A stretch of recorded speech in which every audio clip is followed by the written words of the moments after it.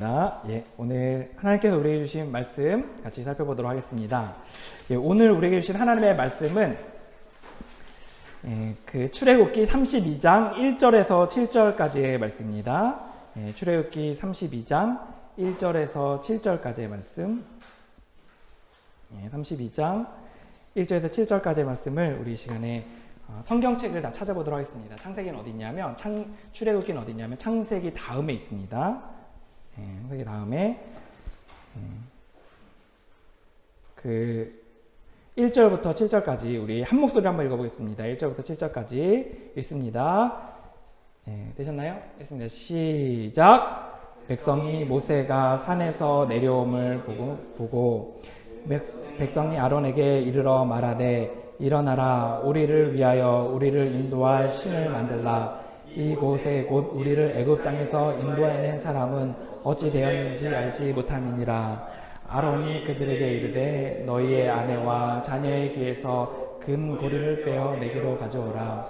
모든 백성이 그 귀에서 금고리를 빼어 아론에게로 가져가매 아론이 그들의 손에서 금고리를 받아 부어서 새겨 송아지 영상을 그들이 말하되 이스라엘이 있는 애굽에서 인도하여낸 너희의 신이로다 하는지라. 아론이 보고 그 앞에 제단을 쌓고 이에 아론이 공포하여 이르되 내일은 여호와의 절이니라 하니 이튿날에 그들이 일찍 일어나 번제를 드리며 화목제를 드리고 백성이 앉아 먹고 마시며 일어나서 뛰놀았더라. 여호와께서 모세에게 이르되 너는 내려가라. 내가 애굽 땅에서 인도하여낸 내 백성이 부패하였도다. 아멘. 우리 시간에 함께 기도하도록 하겠습니다. 제가 기도합니다. 하나님, 저희들 이 시간에 또 찬양 가운데 또 기도 가운데 하나님 앞에 나아왔습니다. 하나님, 이제 말씀을 받을 시간인데 성령 하나님, 이 말씀이 단순히 인간적인 말이 아니라 성령 하나님께서 우리에게 말씀을 통해 들려주시는 하나님의 음성으로 받게 하여 주옵소서. 성령 하나님, 우리의 마음에 이 시간에 임재하여 주셔 역사하여 주옵소서. 마음을 부드럽게 하시고 말씀이 역사할 자리들을 마련하여 주옵소서. 예수님의 이름으로 기도하옵나이다. 아멘. 오늘 옆에 있는 분들과 인사하겠습니다. 잘 오셨습니다. 오늘 인사할까요? 어떻게 오늘 특송 잘 들으셨어요? 다음부터 특송은 이제 허락 받고 저희까지만 허락 없이 하고 그래서 저희는 물어보면 허락 안 할 것 같아가지고 저희들이 했습니다. 여러분들이 아는 추리 소설이나 만화의 그 제목들 한번 얘기해 볼까요? 추리 소설이나 만화, 탐정연화, 만화나 그 소설들이 뭐가 있나요? 셜록 홈즈 좋습니다. 또 뭐가 있죠? 코난. 맞아요. 코난. 나올 줄 알았어요. 코난. 또 누가 있죠? 김전일. 좋아요. 제가 아는 건 여기까지인데 또 더 있나요, 혹시? 팀으로 돼 있는 그런 것도 있어요. 드라마 중에 크리미널 마인드 뭐 이런 것도 있고. 그래서 어쨌든 이 탐정이나 추리 그 만화나 그 영화들이 있습니다. 이 추리 소설이나 그 만화들을 보면 꼭 공통점이 있는 거 아세요? 꼭 누가 죽어요. 그죠? 그리고 물건을 잃어버려요. 아니면 누가 다쳐요. 그러면 꼭 거기 주인공은 이렇게 합니다. 단서들을 막 모아요. 창문 깨진 것도 모으고 이것저것을 이렇게 단서들을 모아요. 발자국도 모으고 모아요. 그리고 나서 그 단서들을 하나하나 거꾸로 추적해 들어갑니다. 그리고 꼭 마지막에 하는 말이 있어요. 뭐라 그러죠? 범인은 바로 너야. 꼭 이 얘기를 해요. 그죠? 마지막에 누군가를 지목하면서 범인이 누구라고 이야기합니다. 이게 추리소설의 패턴이에요. 근데 이것은 단순히 어떤 살인사건이나 아니면 어떤 사건이 일어났을 때의 그런 추리의 소설에서만 나오는 패턴이 아니라 이것은 우리의 문제 해결 방식이기도 합니다. 예를 들어 우리의 삶에 어떤 문제들이 생기면 우리는 어떻게 하냐면 그 문제를 거꾸로 타고 들어가요. 왜 이런 일이 벌어졌을까? 왜 이런 일이 벌어졌을까? 왜 이런 일이 벌어졌을까 해서 결국엔 그 끝에 가는 최초의 뭐가 문제가 됐던 그 사건에 대해서 발견하게 됩니다. 이유에 대해서. 그리고 그 잘못된 그 이유를 찾아서 그것을 다시금 기본값으로, 정상값으로 바꿔놓는 것이 바로 문제 해결 방식이라고 할 수가 있어요. 저희는 오늘 한 가지 추리를 하려고 해요. 여러분과 함께. 뭐냐면 오늘 성경의 본문에 나오는 한 사건을 살펴볼 겁니다. 그리고 이 사건을 통해서 도대체 왜 이런 일이 벌어졌는지에 대해서 저와 여러분이 탐정 김전일이 되어서 우리 함께 그 이유에 대해서 한번 살펴보려고 합니다. 되셨나요? 네. 좋습니다. 오늘 본문에 보면 32장 1절에서 7절까지의 그 본문의 내용들을 보면 이런 구절이 나옵니다. 한 가지 사건이 나오는데 앞에 이제 나오는 게 있거든요. 되겠습니다. 네. 한번 읽어보겠습니다. 읽습니다. 시작. 이스라엘 백성이 아론에게 가서 말하되 일어나라 우리를 위하여 우리를 인도할 신을 만들라. 아멘. 뭔가 이상하지 않으세요? 여기 이스라엘 백성들이 누구죠? 하나님께서 애굽에서 구원해 내셔서 지금 가나안으로 인도하고 있는 하나님의 백성들이 이스라엘 백성들이에요. 하나님 어디 갔나요? 하나님 떠났나요? 이스라엘 백성들이 지금 이 자신들의 하나님을 두고서 아론에게 가서 뭐라고 말하냐면 우리를 위하여 우리를 인도할 신을 만들라 라는 전혀 문맥에 맞지 않는 이야기를 한 것처럼 보입니다. 근데 이 이야기를 하게 된 또 다른 배경 하나가 있어요. 뭐냐? 이스라엘 백성들이 이제는 애굽에서 가나안으로 들어가게 되는 여정을 갖게 됩니다. 가나안으로 들어가게 되면 이방인들과 함께 이방신들을 섬기는 사람들과 함께 살아가게 됩니다. 그곳에서 이제 하나님의 법을 지키며 하나님을 사랑하고 이웃을 사랑하는 삶을 살아가기 위해서 그들에게 어느 정도의 내기후, 어느 정도의 법규가 그들 안에 있어야 된다는 겁니다. 그래서 하나님께서는 이런 법규를 그들에게 전해주시고자 모세를 신의 산이라는 곳으로 부르셨어요.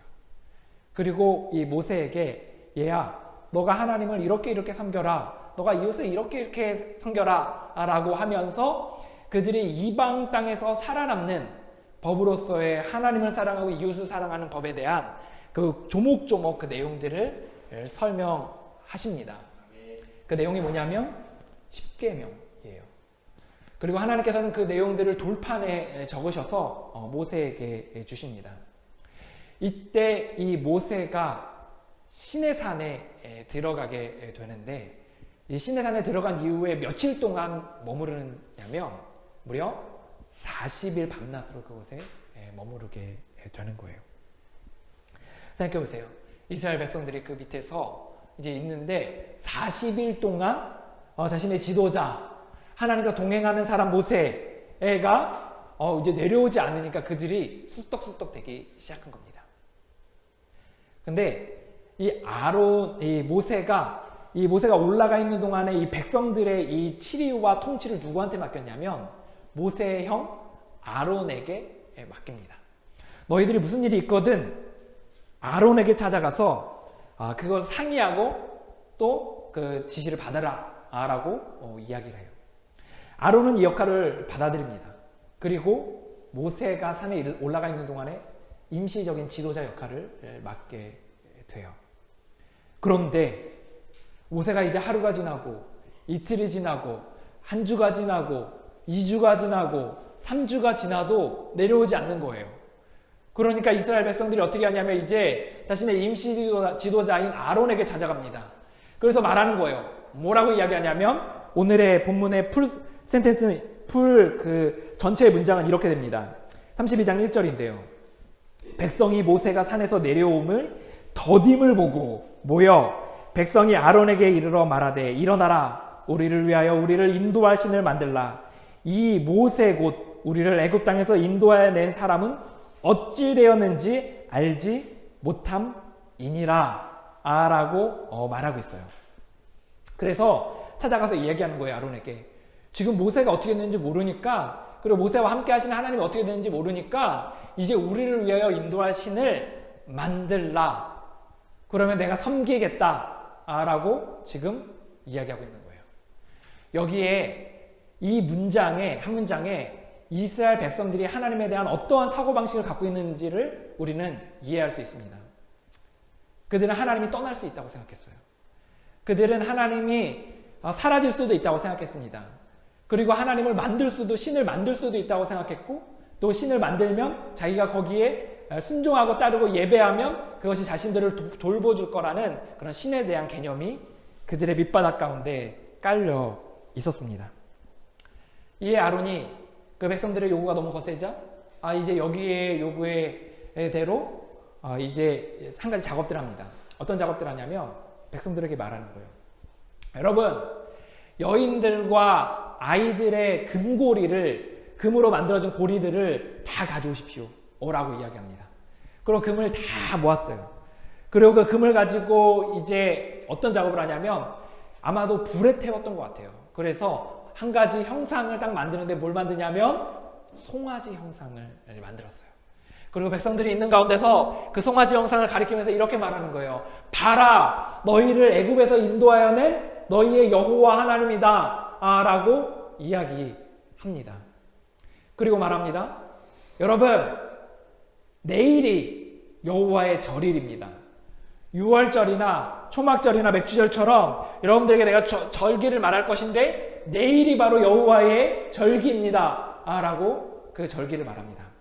그러자 백성들이 어떻게 하냐면 그 다음날 일찍 일어나서 번제와 화목제, 하나님께 드리던 그 번제와 화목제를 그 송아지 우상에게 드리게 돼요. 그리고 자리에서 일어나서 먹고 마시고 뛰놀게 되는 일이 생깁니다. 우리는 이 대목에서 궁금증을 갖게 돼요. 이 본문을 보면. 저는 앞부분의 본문들을 보면서 정말 얼마나 감격했는지 몰라요. 하나님께서 이스라엘 백성들을 이렇게 함께해 주셨다는 것에 대해서 많이 감격했습니다. 그런데요. 32장에 보니까 이 백성들이 멈추어서 그 우상을 만들고 송아지 형상 앞에 예배하는 그 모습을 보면서 제 안에 든 질문이 이거였어요. 아니, 어떻게 이럴 수가 있지? 하나님께서 애굽에서 10가지 재앙들을 통해서 이 애굽의 그 백성들과 그 왕을 처참하게 무너뜨리시는 모습을 보면서 홍해바다가 갈라지고 자기가 그 길을 지나가고 그 홍해바다가 다시 합쳐져서 애굽의 군대들이 죽는 것을 보면서 반석이 깨져서 그곳에서 물이 나오는 걸 봤으면서 매일 아침에 하루에 먹을 분량의 그 단 꿀과 같은 만나를 먹으면서 고기가 없다니까 하늘에서 메추라기가 쏟아지는 기적을 경험하고서 어떻게 이스라엘 백성들은 이렇게 하나님을 단숨에 버릴 수 있는가? 라는 의문을 갖게 되었습니다. 여러분 어떠세요? 웬 것 같으세요? 이 이스라엘 백성들이 밑에서 막 이렇게 날래를 하고 있을 때 산 위에서 시내산에서는 모세와 하나님과의 씨름이 있었습니다. 하나님께서 이 사실을 당연히 아시죠. 전지하시니까. 그리고 모세에게 말합니다. 내가 이들을 쓸어버리겠다. 멸절하겠다. 이 멸절이라는 것은 원어로 끊어버리겠다라는 뜻이에요. 내가 이들을 하나님의 백성의 그 혈통에서 끊어버리겠다 라는 말씀을 하십니다. 그래서 모세가 다급해졌어요. 밑에도 무슨 일이 벌어지는지 잘 모르는데 지금 다급해진 거예요. 그래서 하나님에게 간곡하게 부탁합니다. 하나님, 이들을 왜 구원하셨는지 저는 잘 알고 있습니다. 하나님께서도 이것에 대해서 잘 알고 있을 것입니다. 그러니 이스라엘 백성들을 멸절하지 말아 주십시오 라고 이야기합니다. 하나님과 모세는 친구와 이야기하는 같이 이야기했다고 그랬어요. 모세가 그렇게 이야기하자 하나님께서는 그 멸절하겠다는 계획을 잠시 거두십니다. 그리고 나서 이제 모세가 급하게 산 아래로 내려가는 거예요. 그리고 이제 좀 내려와서 백성들이 보일 때쯤 됐는데 그 광경을 보고서 모세가 깜짝 놀랐어요.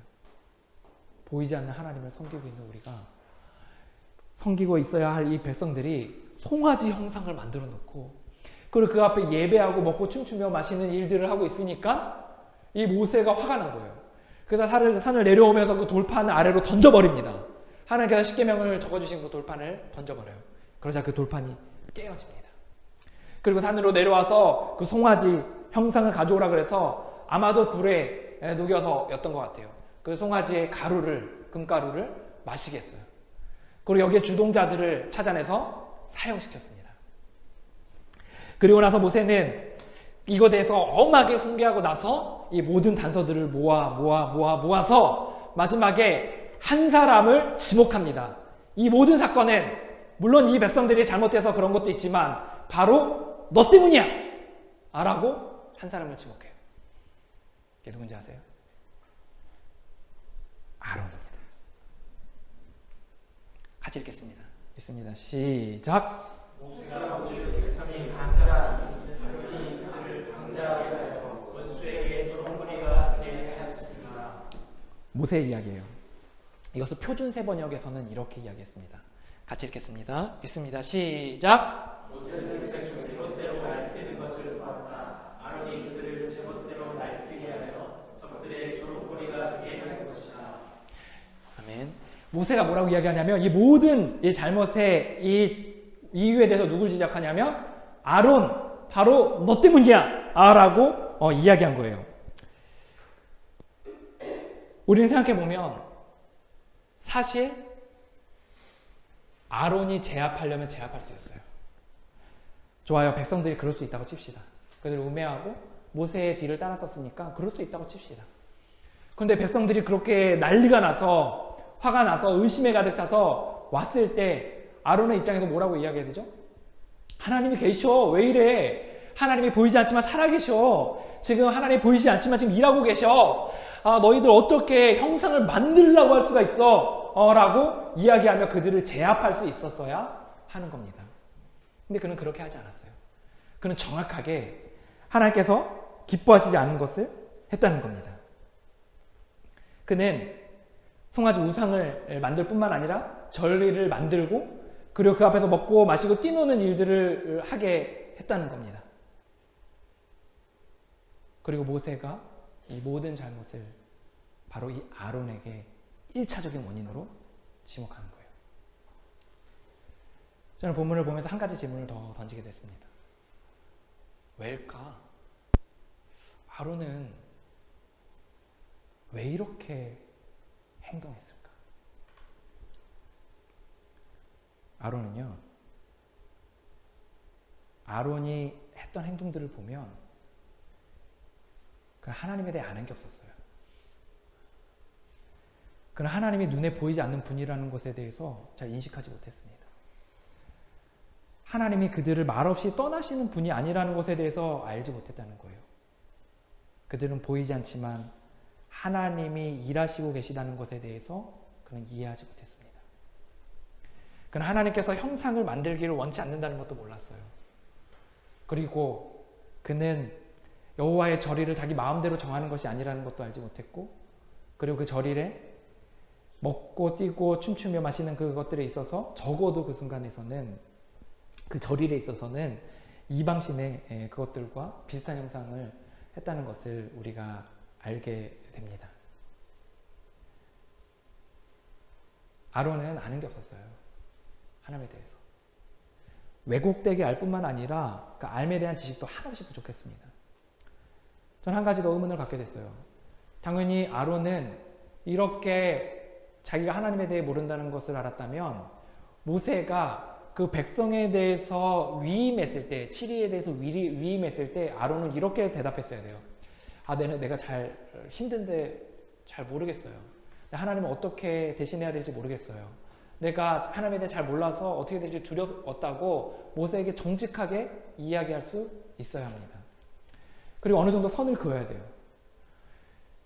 아니면 적어도 이스라엘 백성들이 그렇게 왔을 때 그가 하나님에 대해서 잘 몰랐다는 것에 대해서 그가 인정하고 알았다면 그 이스라엘 백성들에게 내가 하나님에 대해서 정확한 지식이 없고 하나님에 대해서 잘 알지 못한다. 그러니 나와 함께 하나님께 좀 기도해보지 않겠냐. 함께 이 문제를 풀어가지 않겠냐. 토론해보지 않겠냐라고 좀 더 열린 마음으로 그가 이야기했어야 한다는 겁니다.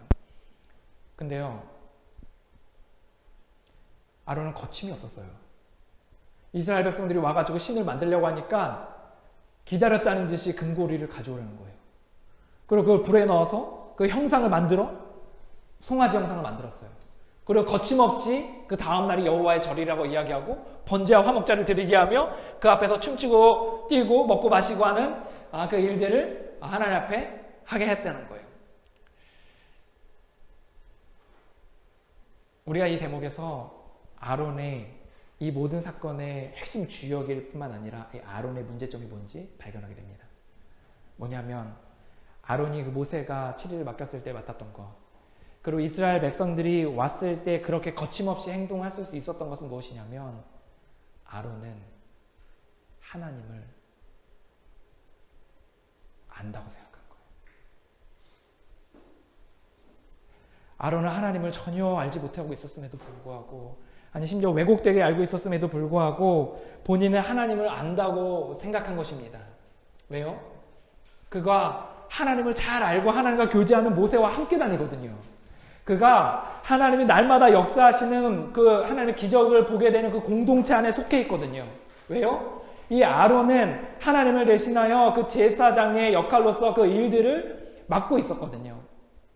하나님과 교제하는 사람과 시간을 보내고, 그리고 하나님의 기적이 일어나는 공동체 안에 속하여 하나님이 주시는 그 사역들을 계속해서 해나감으로 말미암아 그가 착각에 빠진 겁니다. 뭐라고요? 그는 내가 하나님의 사람과 함께 하니까, 공동체에 속해 있으니까, 내 기적을 보니까 내가 지금 하나님을 잘 알고 있구나, 내가 바르게 알고 있구나, 내가 충분히 알고 있구나 라고 생각했던 것입니다.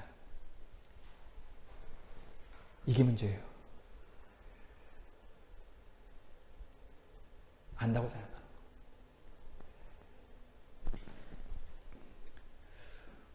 우리도 돌아보면 우리도 때로는 우리가 늘 안다고 생각할 때가 있습니다. 누구를요? 하나님을요. 왜 안다고 생각할까요? 아는 것 같거든요. 하나님을 아는 사람들과 함께 지내면 하나님을 아는 것 같거든요. 하나님의 기적들이 날마다 일어나는 공동체 안에 속해 있으면 내가 하나님을 아는 것 같거든요. 내가 하나님이 내게 맡겨주신 사역들을 열심히 하다 보면 내가 하나님을 아는 것 같거든요. 근데 정작 정말 뚜껑이 열리면 내 삶 가운데서 현장 가운데 드러났을 때 내가 얼마나 하나님을 잘 알지 못하는지에 대해 내가 깨닫게 되는 순간들을 우리가 경험하게 된다는 거예요. 저는 설교를 준비하며 제 삶을 돌아봤어요. 제가 얼마나 이런 오류 가운데 많이 빠졌는지 모릅니다. 나는 하나님을 안다고 생각했어요. 정말 안다고 생각했습니다. 저는 고등학교 때 예술스의 십자가의 골고다 언덕에 십자가에 달리신 예수님을 보며 한 달 동안 눈물이 마르지 않는 그 성령의 체험들을 경험했습니다. 저는 정말 하나님을 아는 줄 알았어요. 그래서 사람들에게 정말 그 감격에 북받쳐서 많은 이야기들을 하였지만, 제가 그때 당시에 내가 죄를 지으면 다시금 주님께 돌아가려면 내가 눈물을 흘려야지만 주님께 돌아갈 수 있다라는 왜곡된 가치관이 있었습니다. 나중에 죄를 짓고 넘어지면 내가 어떻게 했냐면 주님 앞에 회개하는 데 집중한 게 아니라 눈물이 나와야 되는 거예요. 눈물이 나와야 내가 지금 하나님께 용서를 받는데 눈물이 안 나오니까 내가 용서를 못 받았다고 생각해서 한참을 고생했습니다. 대학교에 갔어요. 대학교에 가서 성경을 공부하고 아브라함의 말씀을 읽고, 그리고 그 예레미야와 이사야와 다윗의 말씀들을 보니까 내가 정말 하나님을 아는 것 같더라고요. 근데 내가 하나님을 아는 것 같던 그 순간에 내가 매일 아침에 뭘 했는지 아세요? 내 아침에 이를 악물고서 그리고 학교로 수업을 들어갔어요. 어떻게 왜 이를 악물었냐면 내가 내 인간의 힘으로 오늘 하루를 멋지게 살아내리라. 나는 하나님을 안다고 생각했던 그때에 내가 내 인생은 내 힘으로 살아가야 되는 것이라고 생각을 했다는 거예요. 내가 신학교에 갔어요. 사역을 시작했어요. 저는 그때 많은 사역의 현장들의 사람들과 함께 사역을 하고 있었지만, 때로는 성령의 은혜들이 있고 사람들이 변화되는 경험을 했지만, 저는 그때 저의 생각 속에 하나님께서는 내 습관적인 죄는 절대로 끊어주지 못하시는 분이라는 왜곡된 가치관이 있었습니다. 그래서 저는 죄에 대한 해결 따로, 그리고 내 사역에 대한 부분 따로 해서 하나님을 분리시켜 생각했다는 겁니다. 그러면 지금은요? 저는 최근의 삶이 너무나 행복합니다. 아침에 일어나면 내 인생을 주님께 드리고, 그리고 하루에 하나님께서 행하신 일들로 인하여 감격하고, 그리고 하루를 살아가면 수시로 하나님의 임재 가운데 감격할 때가 있어요. 때론 땅에 주저앉아서 하나님의 그 감격 가운데 얼마나 눈물을 흘리는지 몰라요. 주님 나를 사랑하신다고요? 주님 나와 동행하신다고요? 나와 같은 사람도 구원하셨다고요? 라고 하며 통곡하며 울 때가 한두 번이 아니에요. 저녁이 되면 어떻게 하냐면 하루에 보내신 그 하나님의 은혜 가운데 감사하며 하루를 돌아보고, 그리고 또 새히 행하신 하나님의 은혜를 내가 감사합니다. 근데 제가 이렇게 하나님과 감사하며 하나님과 동행하며 하나님의 임재 속에 살아가며 내가 착각한 게 있어요. 저는 이제 하나님을 다 안다고 생각하더라고요. 이제 됐다. 내 안에 머릿속에는 하나님에 대한 왜곡된 가치관도 전혀 없고, 그리고 내 삶 가운데서 하나님에 대한 지식은 이것으로 충분하다 라고 생각을 하는 거예요. 아니요. 여전히 하나님에 대해 더 알아야 합니다.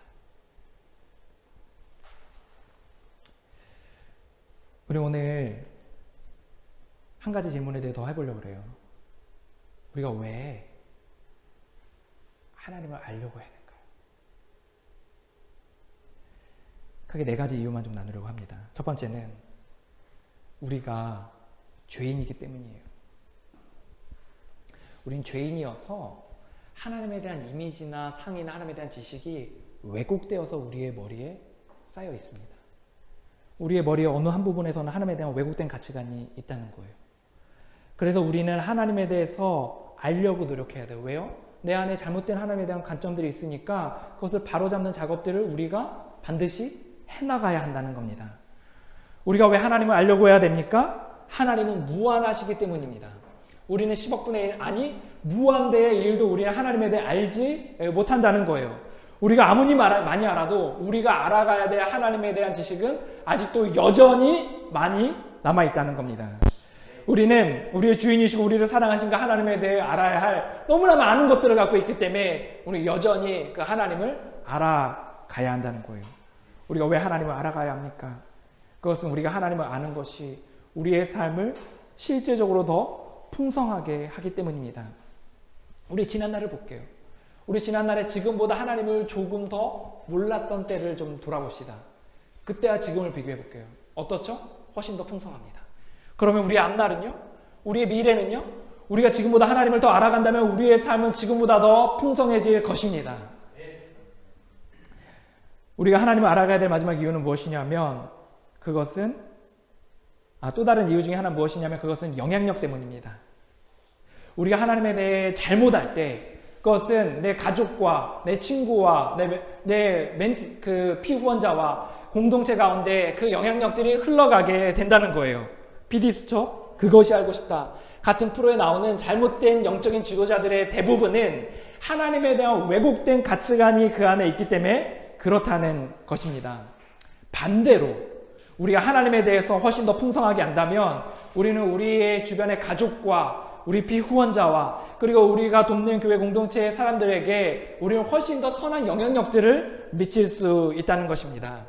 왜 우리가 하나님을 알아가야 합니까? 우리가 하나님을 알아가야 될 마지막 이유는 우리 하나님이 그거를 가장 기뻐하시기 때문입니다.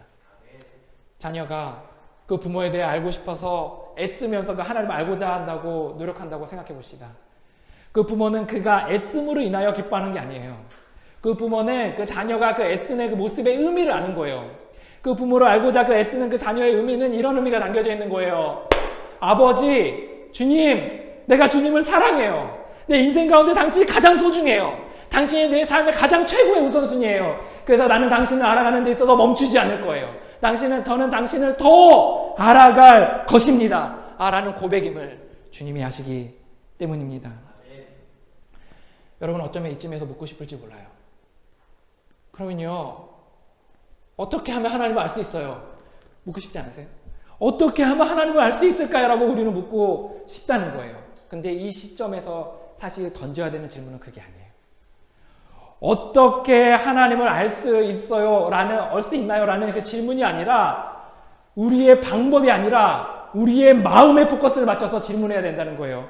주님, 내가 어떻게 주님을 알 수 있습니까가 아니라 이거예요. 하나님, 나에게 하나님을 알고 싶은 마음을 허락하여 주옵소서 라고 우리가 기도해야 된다는 거예요. 우리가 이 시점에서 물어야 될 질문은 무엇이냐면 내가 어떻게 하면 하나님을 알고자 하는 마음을 가질 수 있을까? 이것에 대해서 우리가 궁금증을 가져야 된다는 거예요. 우리가 만약에 마음이 없다면 아무리 여기서 그럴듯한 탁월한 방법을 1부터 100가지의 방법을 제시하더라도 우리는 이내에 멈출 겁니다. 하지만 열정이 있다면, 마음이 있다면, 하나님을 알고자 하는 마음 가운데 우리의 마음이 터지듯 하다면 제가 여기서 단 한 가지의 방법을 이야기하지 않더라도 여러분 삶의 현장에서 어떻게 해서든 그 방법을 찾아낼 것입니다. 중요한 건 방법이 아니에요. 중요한 건 마음입니다. 그럼 우리가 어떻게 하나님을 알고자 하는 마음을 가질 수 있습니까? 여기서 하나님에 대한 지식 한 가지를 이야기하고자 합니다. 하나님 어떠신 분이신지 아세요? 하나님은 우리의 마음도 바꿔주실 수 있는 분입니다. 메마르고 무미건조해 하나님을 알고자 하는 마음은 전혀 없는 우리의 마음도, 내가 때로는 교만하여 하나님을 다 안다고 생각하는 우리의 이 마음도 하나님께서는 바꾸실 수 있는 분이라는 거예요. 다윗이 하나님 앞에 자기의 그 집과 가족을 위해서, 나라를 위해서 기도할 때에 이런 기도를 합니다. 같이 한번 읽겠습니다. 읽습니다. 시작. 만군의 여호와 이스라엘의 하나님이여, 주의 종의 귀를 여시고 들으시기를 내가 너를 위하여 집을 세우리라 하셨으므로 주의 종이 이 기도로 주께 간구할 마음이 생겼나이다. 아멘. 뭐라 그러죠? 기도하고 있어요. 근데 뭐라고 기도하죠? 왜 기도했다 그러죠? 주께 간구할 마음이 생겼나이다. 아멘. 하나님께서 다윗에게 마음을 주셨어요. 그리고 주신 마음으로 말미암아 하나님 앞에 기도했다는 겁니다. 제가 성경 공부를 하면 꼭 맨 처음에 기도하도록 훈련하는 기도가 있어요. 그 뭐냐면 하나님을 더욱 알게 해주세요라고 매일 기도하라고 제안합니다. 근데 그 이전에 기도해야 될 또 다른 제목이 있는지도 모르겠어요. 그 뭐냐면 하나님을 알고자 하는 마음을 주세요 라고 기도해야 한다는 거예요. 여러분, 기도하다 보면 하나님께서 하나님을 알고 싶은 마음으로 가득 차도록 그 가난한 심령으로 우리의 마음을 바꿔주실 것입니다. 여러분 할 수 있다면, 그런 마음이 들지 않는다면 여러분 하나님을 알고자 하는 그 어떠한 것도 하지 않으셔도 돼요. 대신 하나님을 알고자 하는 마음을 달라고 기도하시기 바랍니다. 그러면 이내 얼마 안 가서 하나님께서 불붙는 마음을 주실 거예요. 가난한 마음을 주실 거예요. 하나님을 알지 못하고는 견디지 못하는 마음을 주실 것입니다. 하나님은 우리의 마음을 바꿔주시는 분이기 때문입니다. 화양 연화. 이 화양 연화는 홍콩에서 인생의 가장 아름다운 시기를 의미하는 것으로 이 사자성어로 화양 연화라는 단어를 사용합니다. 생각해보면 우리의 인생 가운데 화양 연화는 아직 오지 않았습니다. 우리가 크리스찬으로서의 화양 연화는, 우리가 더 꽃같은 삶을 살아가는 것은 하나님에 대한 알므로 말미암아 얻는 풍성한 삶이라면, 우리가 하나님을 알므로 우리의 삶이 온전히 풍성해지는 삶은 아직 오지 않았다는 거예요. 우리가 하나님을 알아가면 알수록 우리의 인생의 화양 연화는 매일의 삶이 되어질 것입니다. 우리가 하나님을 알아가면 알아갈수록 우리의 삶이 더욱더 아름답고 행복해질 것입니다. 그리고 우리가 우리의 호흡의 마지막을 다하는 순간에 우리는 하나님을 보며 하나님의 영광의 모습을 보며 비로소 온전히 하나님을 알게 되는 순간을 맞이하게 될 줄 믿습니다. 우리가 죽은 이후에 예수 그리스도가 다시 오실 그때의 일을 기록한 요한계시록에 이런 구절이 있습니다. 그의 얼굴을 볼 터이요. 우리 이 땅 가운데 완전하지 않아 하나님에 대한 지식이 늘 한계 가운데 있을지 모르지만, 우리는 주님 다시 오실 때의 새하늘과 새 땅에서 또 다른 그곳에서 우리는 하나님의 얼굴을 보며 하나님을 온전하게 알게 되어 그분을 날마다 예배하며 찬송하며 주님의 일을 하게 될 줄 믿습니다. 그날을 기대합시다. 그리고 이 땅 가운데 불완전하여 하나님을 아는 데 있어서 자라가는 것을, 이 땅 가운데 우리는 불완전함을 인정합시다. 하나님을 여전히 더 알아가야 함을 인정합시다. 그리고 우리의 이 무미건조하고 때로는 하나님을 다 안다고 생각하는 우리의 교만함을 바꿔달라고, 우리에게 하나님을 알고자 하는 마음으로 우리의 마음을 바꿔주시도록 하나님 앞에 기도하시기 바랍니다. 이번 한 주간, 아니 우리의 일평생 동안 이 한 가지 질문이 여러분의 뇌리에, 여러분의 마음에 남아 여러분의 마음을 흔들기 원합니다. 이 질문입니다.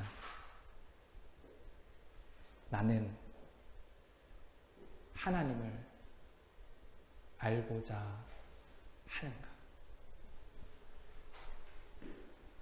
기도하겠습니다.